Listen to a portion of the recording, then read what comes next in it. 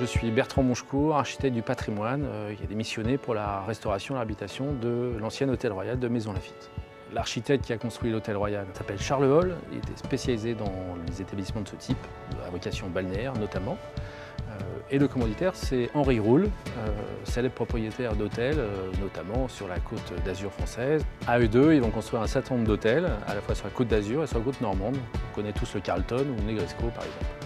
Alors pour comprendre l'intérêt de l'Hôtel Royal, l'intérêt architectural et patrimonial, il faut se remettre dans le contexte des années 1900, la Belle Époque, les champs de course. L'Hôtel Royal est construit à proximité et en vue directe de l'hippodrome. Il est là pour attirer à la fois la clientèle de l'hippodrome, mais aussi inversement, que l'hippodrome soit alimenté par une clientèle de luxe. L'hôtel est aménagé à la fois pour l'hébergement, mais également à la base de chambres, de suites bien sûr, mais également pour le plaisir. On a un grand restaurant, on a des grandes terrasses, des jardins, des salles de billard.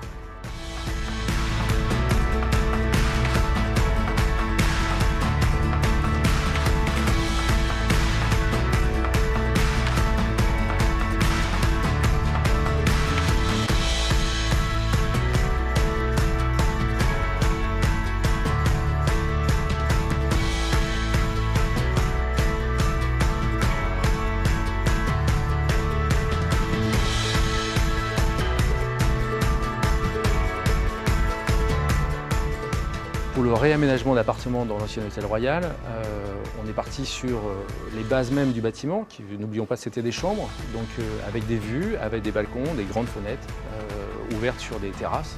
Donc on a utilisé tous les potentiels existants du bâtiment. La restauration et la réhabilitation de l'Hôtel Royal nécessitait l'aménagement d'un toit en remplacement du toit terrasse qui est aujourd'hui inachevé. Dans le détail, nous avons conservé le volume, la silhouette, l'ensemble des pentes de toit qui étaient prévues en 1930, mais dans un traitement plus contemporain de matériaux aujourd'hui largement utilisés à la fois en toiture, en couverture, mais également en façade, qui est le zinc, qui permet, par son côté mat, d'accompagner de manière simple, harmonieuse, un bâtiment qui a une architecture déjà marquée. Le toit comportait aussi, dans le projet 1930, des espaces de retrait, des espaces de terrasse et de solarium, parce que c'était aussi l'époque.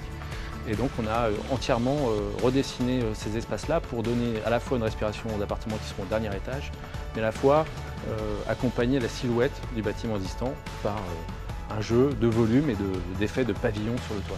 L'aménagement du parc sera assuré dans la continuité de celui du château.